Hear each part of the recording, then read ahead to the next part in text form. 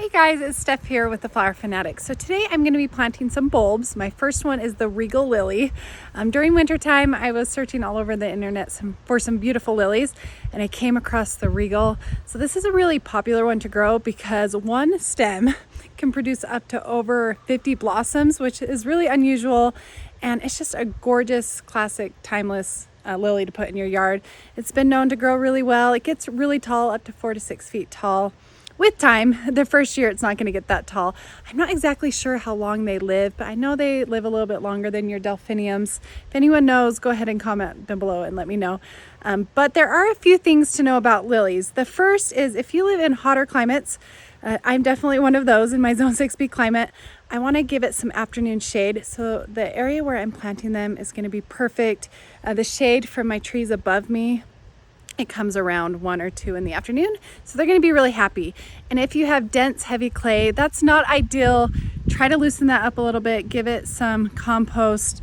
But if that is the case, don't plant them as deep. But if you have nicer soil, more loamy soil, you're going to want to plant them about 6 to 8 inches deep. 8 inches is ideal. My soil has gotten better over time. We do have clay naturally, but I have given it a lot of compost over the years, and I'm going to plant them about 6 to 8 inches deep. So if you live in northern climates where it's a little bit cooler in the summer, full sun will be fine, but make sure they stay moist. Don't put them in soggy soils. Definitely that is a no-no because those bulbs will get nice and mushy and they'll rot. Anyway, so those are the few things. Oh, one more thing, and they do tend to like a little bit of acidity, so I'm going to add some acidic fertilizer. The tiger lilies, not so much. They're a little bit less picky. Anyway, so I think that's all I have to say. These tall varieties do get a little bit on the taller side, so you're going to have to stake them with time or plant them behind some shrubs that can hold them up for you, or some tough perennials, a little stronger perennials if you'd like and you don't want to worry about staking. But these are going to be absolutely gorgeous. I am so excited to plant these in my yard this year. So these bulbs have been sitting in my house for a good month and a half, and they're putting on a lot of growth in their bags, and these bulbs are nice and big. So these Regal lily bulbs, they're a little bit different than your tulips or your daylily bulbs. They're a little bit softer. If they're mushy, that's not a good sign, but they do get scaly on the outer edges, so be careful when handling them. Anyways, let's take a look at how much growth they put on, and I'll show you where I'm going to plant them. So right here, my magnolia, it's almost done blooming. It's so pretty. I love when it starts to leaf out and the flowers are still on there. It's been blooming like crazy, but these come out in early spring. And then right here, I have a lot of empty space. I've got a hydrangea that's trying to get a little bit bigger, and a few delphinium. I've got to buy one more to put right there. I think they're really pretty with these lilies. This is where I'm going to be planting those lilies. So it's already shaded right now. It's about 1 o'clock. And so I think they're gonna be really, really happy here. I was trying to figure out where to put them for so long, and then it finally came to me right here.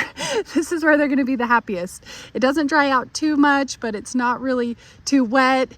And so I'm excited to have some color here once that magnolia is done blooming, just to add to all the other beautiful flowers in here. And look how big these bulbs are. So these ones are really healthy. Well, clearly they're healthy because they're putting out a lot of growth, but they're not mushy.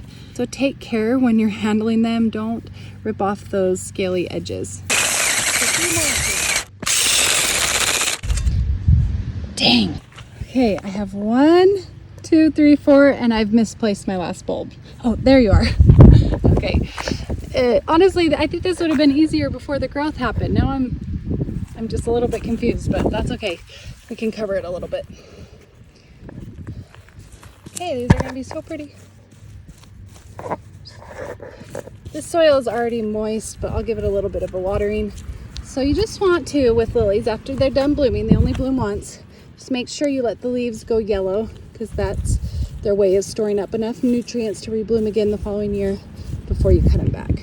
I hope you guys like this recommendation on planting the Regal lily. There are so many beautiful lilies out there. This one gets such rave reviews. It's just unique just because of how many blossoms that it produces.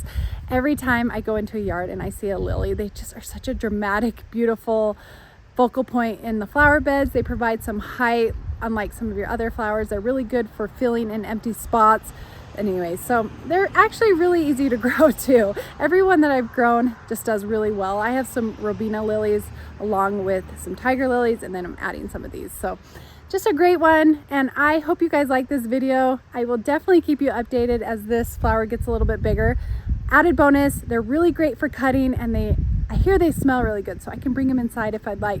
Anyways, I hope you guys are having a great day. Make sure you plant some lilies this year if you have not, because you won't regret it. They're just a beautiful flower and so dramatic. Thanks so much for watching, and we'll talk to you later. Bye.